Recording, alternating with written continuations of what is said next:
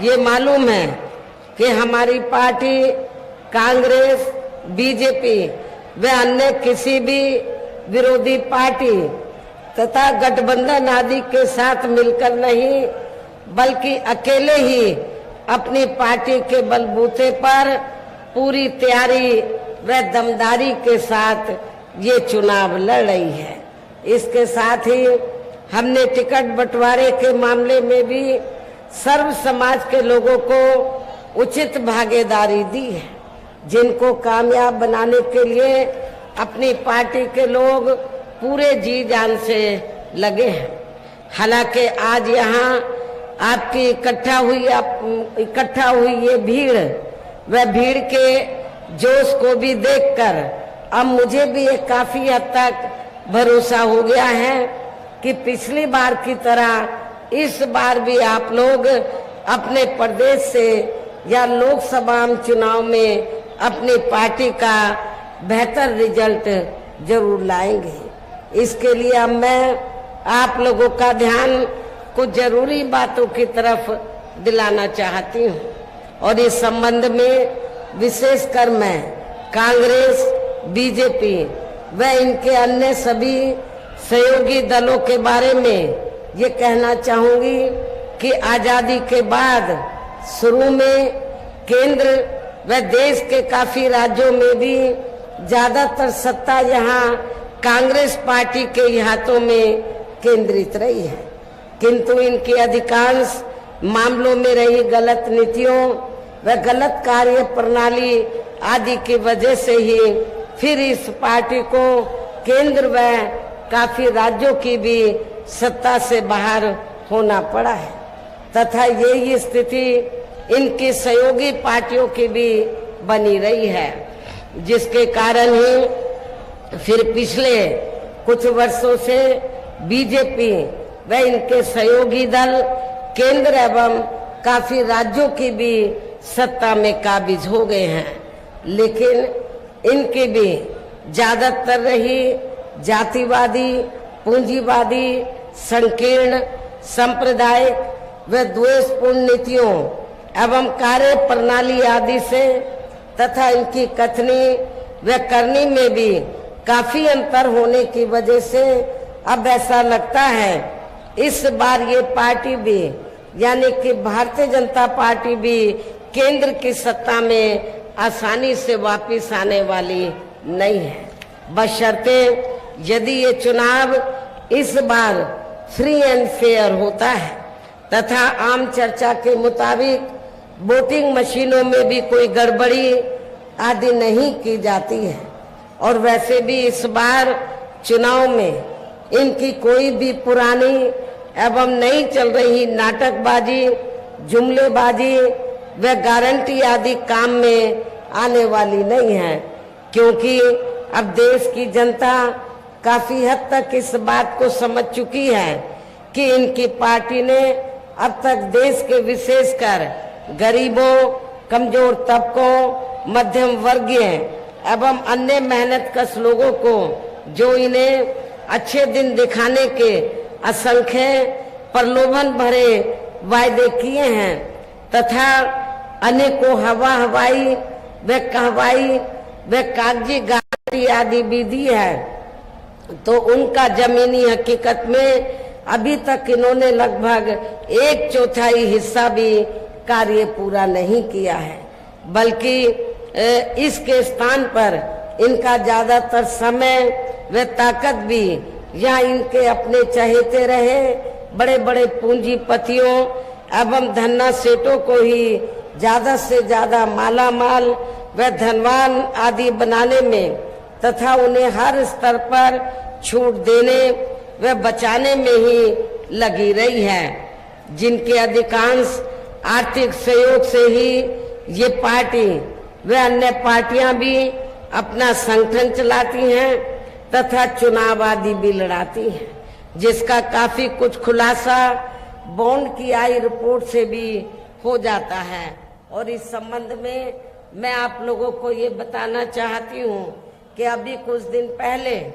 माननीय supreme court ने bond के बारे में जो रिपोर्ट का खुलासा किया है तो उससे ये स्पष्ट हो जाता है कि इस देश में कांग्रेस, बीजेपी व अन्य विरोधी पार्टियों ने यहाँ बड़े बड़े पूंजीपतियों व धन्ना सेठों से अपनी पार्टी के संगठन को चलाने के लिए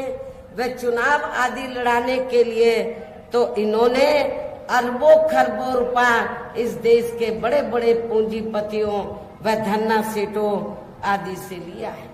लेकिन उस रिपोर्ट में ये भी स्पष्ट है कि देश के अंदर बहुजन समाज पार्टी ही अकेली एक ऐसी पार्टी है जिसने एक भी रुपया अपनी पार्टी के संगठन को चलाने के लिए व चुनाव आदि लड़ाने के लिए तो देश के किसी भी पूंजीपति व धन्ना सेठ से नहीं लिया है। और इतना ही नहीं, आप लोगों को ये भी मालूम है कि हमारी पार्टी कैसे संगठन चलाती है, कैसे चुनाव आदि लड़ाती है। हमारी पार्टी दूसरी पार्टियों की तरह बड़े बड़े पूंजीपतियों व धन्ना सेठों से अरबों खरबों रुपया लेकर ना तो संगठन चलाती है और ना ही चुनाव आदि लड़ाती है, बल्कि हमारी पार्टी अपनी पार्टी के मेंबरशिप के जरिए जो धन इकट्ठा होता है, मेरे जन्मदिन के मौके पर जो धन इकट्ठा होता है पार्टी के लिए और चुनाव के दौरान भी जो कार्यकर्ताओं से थोड़ा थोड़ा धन इकट्ठा होता है, तो उस धन से हमारी पार्टी अपने संगठन को चलाती है और चुनाव आदि भी लड़ाती है। ये आप लोगों को अच्छी प्रकार से मालूम है। इसके साथ ही अब ऐसा लगता है कि कांग्रेस पार्टी की तरह ही बीजेपी ने भी केंद्र की तमाम सरकारी जांच एजेंसियों का ज्यादातर राजनीतिकरण ही कर दिया है। इसके अलावा देश के किसान वर्ग भी वर्तमान बीजेपी की सरकार में शुरू से ही अपनी विभिन्न समस्याओं को लेकर काफी ज्यादा दुखी व परेशान रहे हैं और अभी भी हैं। जबकि यूपी में 4 बार हमारी पार्टी की रही सरकार ने इनके हितों का भी हर स्तर पर पूरा ध्यान रखा है। आप लोगों को मालूम है कि जब भी उत्तर प्रदेश में बीएसपी के नेतृत्व में सरकार बनी है तो हमारी पार्टी की सरकार ने अपनी हुकूमत के दौरान किसानों को खेती करने के लिए समय से व सस्ते साधन उपलब्ध कराए हैं और उनकी फसल का भी हमारी पार्टी की सरकार ने उचित दाम दिया है। इतना ही नहीं, बल्कि केंद्र में पूर्व की रही कांग्रेसी सरकार की तरह ही वर्तमान भाजपा सरकार में भी इनकी जातिवादी, हीन, सांप्रदायिक एवं पूंजीवादी सोच व नीतियों के चलते ही पूरे देश में सर्व समाज में से खासकर गरीबों, दलितों, आदिवासियों, पिछड़े वर्गों, मुस्लिम एवं अन्य धार्मिक अल्पसंख्यक समाज के लोगों का भी पूर्ण रूप से विकास व उत्थान आदि नहीं हो सका है। और इस संदर्भ में वैसे आप लोगों को ये मालूम है कि पूरे देश में यहाँ दलितों, आदिवासियों एवं अन्य पिछड़े वर्गों का सरकारी नौकरियों में वर्षों से अधूरा पड़ा आरक्षण का कोटा भी अभी तक पूरा नहीं भरा गया है। विशेषकर एससी व एसटी वर्गों के सरकारी कर्मचारियों का पदोन्नति में आरक्षण भी अब काफी हद तक प्रभावहीन ही बना दिया गया है। और इतना ही नहीं, जब समाजवादी पार्टी की यूपी में सरकार थी तो समाजवादी पार्टी की सरकार ने इन वर्गों के सरकारी कर्मचारियों का पदोन्नति में आरक्षण बिल्कुल खत्म कर दिया था। ये भी आप लोगों को मालूम होना चाहिए। ऐसी स्थिति में दलितों और आदिवासियों को एक भी वोट समाजवादी पार्टी को नहीं देना है। साथ ही केंद्र व राज्यों में भी विरोधी पार्टियों की रही सरकारों में इन सभी वर्गों को प्राइवेट सेक्टर में आरक्षण दिए जाने की व्यवस्था किए बिना ही इनकी सरकारों के ज्यादातर सरकारी कार्य अब प्राइवेट सेक्टर के जरिए ही इनके बड़े बड़े पूंजीपतियों व धंधा सेठों आदि को ही दिए जाने के कारण अब इनको पूरे देश में आरक्षण का बहुत कम ही लाभ मिल पा रहा है। इसी प्रकार इनका अन्य और मामलों में भी शोषण व उत्पीड़न आदि होना अभी तक भी बंद नहीं हुआ है। इनके साथ साथ मुस्लिम व अन्य धार्मिक अल्पसंख्यक समाज के लोगों की भी हालत हर स्तर पर यहाँ काफी ज्यादा खराब व दयनीय बनी हुई है, जिसका काफी कुछ खुलासा सच्चर कमेटी की रिपोर्ट में भी किया गया है। इतना ही नहीं बल्कि पिछले कुछ वर्षों से केंद्र व अधिकांश राज्यों में भी बीजेपी व आरएसएस की सरकारों के चलते हुए अब इनका विकास एवं उत्थान आदि होना भी काफी हद तक बंदशाही हो गया है। आए दिन इन पर खासकर हिंदुत्व की आड़ में हो रही जुल्म जाति भी यह काफी ज्यादा चरम सीमा पर पहुंच चुकी है। इनके साथ साथ अपर कास्ट समाज में से विशेषकर गरीब लोगों की भी हालत हमें कोई खास अच्छी नजर नहीं आती है। इनकी गलत कृषि नीतियों के कारण किसान वर्ग भी आए दिन आंदोलित ही रहता है। साथ ही इनकी गलत आर्थिक नीतियों की वजह से देश की अर्थव्यवस्था पर भी इसका काफी बुरा प्रभाव पड़ रहा है, जिससे यहाँ विशेषकर छोटे एवं मध्यम वर्गीय व्यापारी वर्ग भी काफी ज्यादा दुखी व परेशान हैं। और अब केंद्र में पूर्व की रही सरकारों की तरह वर्तमान भाजपा सरकार में भी यहाँ पूरे देश में गरीबी, बेरोजगारी एवं महंगाई आदि भी लगातार काफी ज्यादा बढ़ रही है। देश में हर स्तर पर फैला भ्रष्टाचार भी अभी खत्म नहीं हुआ है। ऐसे में अब आप लोगों को देश में हो रहे लोकसभा चुनाव में कांग्रेस, बीजेपी व इनकी सहयोगी पार्टियों को भी केंद्र की सत्ता में आने से जरूर रोकना है, जिनकी गलत नीतियों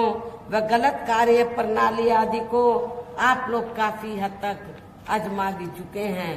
ऐसी स्थिति में अब ये विरोधी पार्टियां इस चुनाव में भी किस्म किस्म के साम, दाम, दंड भेद आदि अनेकों हथकंडे इस्तेमाल करके केंद्र की सत्ता में आने की पूरी कोशिश में लगी हैं, जिनसे अपनी पार्टी के लोगों को हर स्तर पर काफी ज्यादा सावधान रहना है। और इस मामले में विरोधी पार्टियां अपने अपने पक्ष में हवा बनाने के लिए खासकर मीडिया, ओपिनियन पोल व सर्वे आदि का जो बड़े पैमाने पर इस्तेमाल कर रही हैं, तो उनसे भी अपनी पार्टी के लोगों को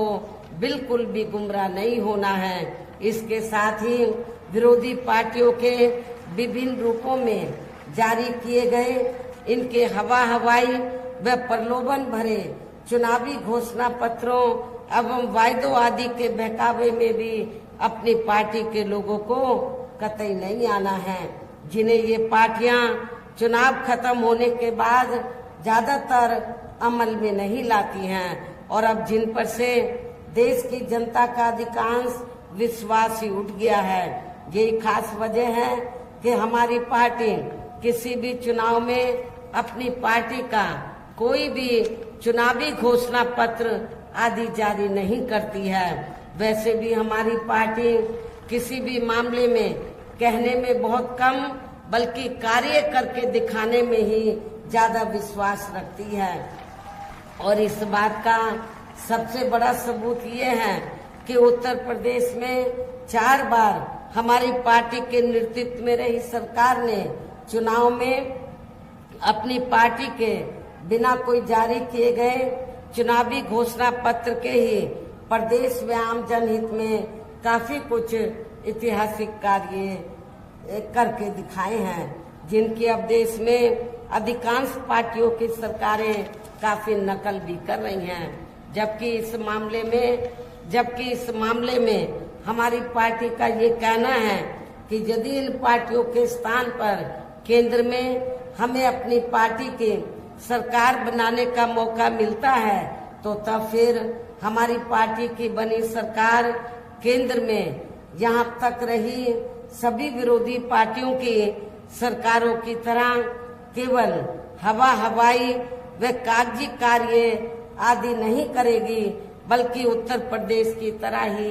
जमीनी हकीकत में ठोस कार्य करके दिखाएगी।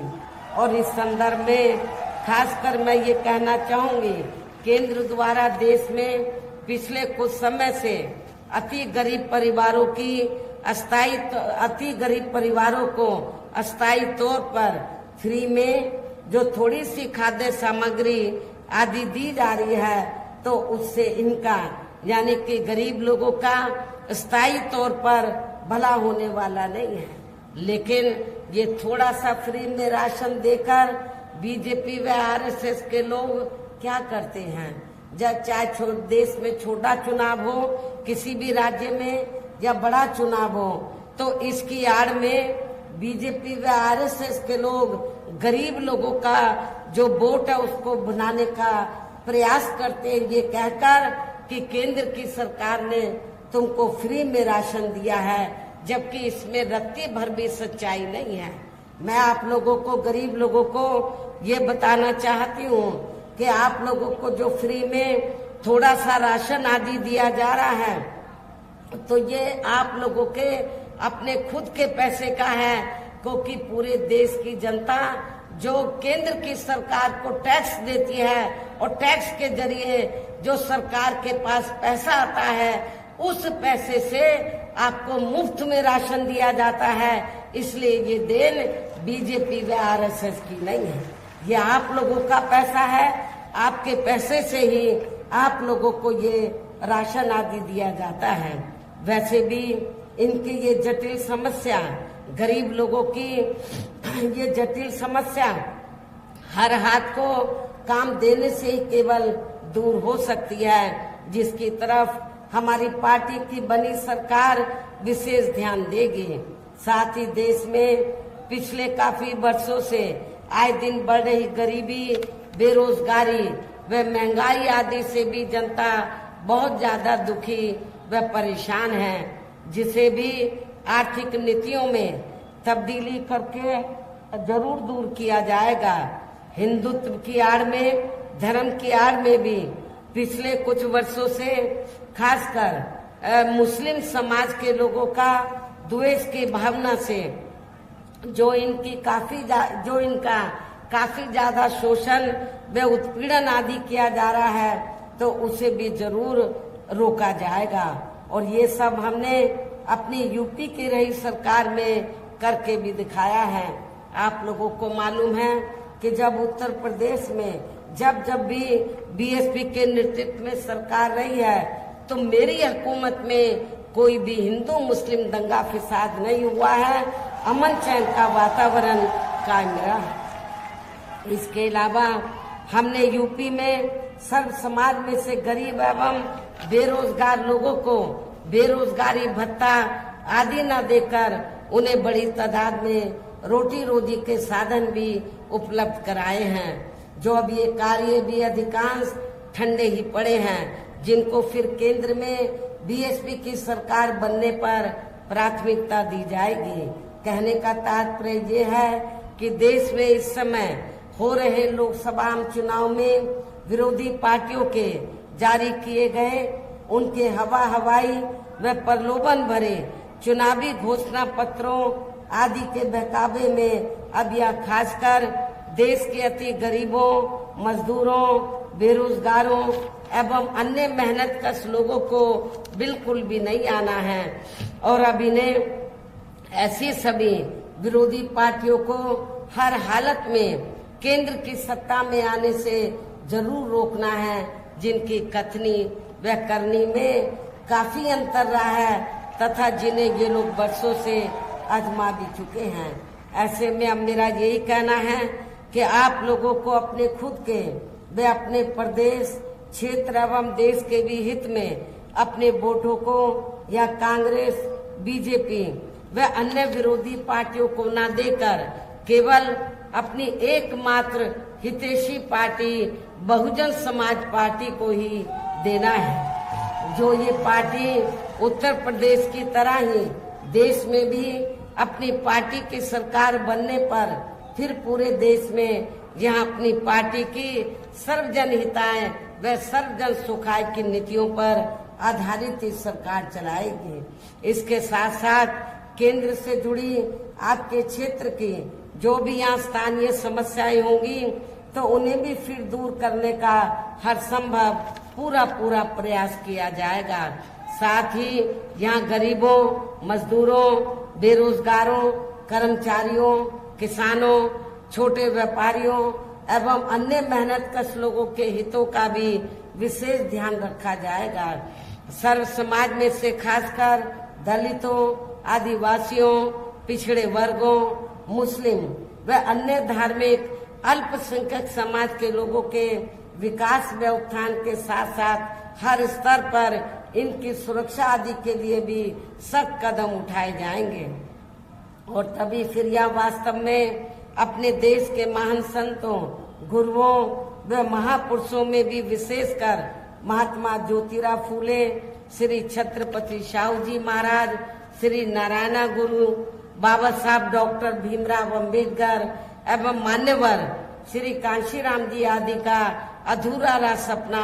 जरूर साकार हो सकता है, जिनको यूपी में हमारी पार्टी की रही सरकार द्वारा हर स्तर पर पूरा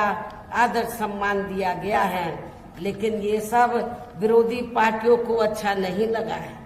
आप लोगों को मालूम है, जब सपा सत्ता में थी तो समाजवादी पार्टी की सरकार ने हमने अपने संतों, गुरुओं और महापुरुषों के नाम से जो जिले बनाए और जो संस्थानों के नाम रखे, काफी हद तक ये सपा की सरकार ने वो नाम बदल दिए। इससे इन संतों, गुरुओं व महापुरुषों के प्रति इनकी हीन भावना